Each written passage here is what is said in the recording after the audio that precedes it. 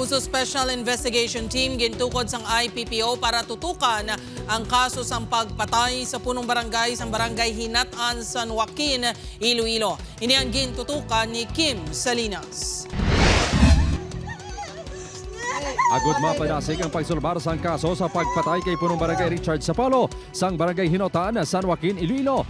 Nagtukod sang Special Investigation Team ang Iloilo Police Provincial Office. Isa sa dako nga development sunod sa kapulisan, amo nga may hindi magnubos sa tato ka witness nga ginakonsiderar nga makabulig solbar sa krimen. Magluwas sa mga saksi, lantawon man sa kapulisan kung may CCTV nga ma-recover sa lugar.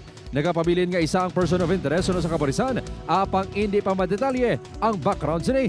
May mga ara kita nga mga ginakonsidera, but of course assist pa nato ng ilaman yung mga testimonya. Ang pinaginaton ka dira is maging airtight ang aton nga kaso nga iga-file if ever nga ma-determine naton, ma-identify na naton ang suspect o mga suspetsado. Isa sa ginalantaw nga motibo sa krimen ay may kaangtanan sa trabaho sa biktima bilang punong barangay.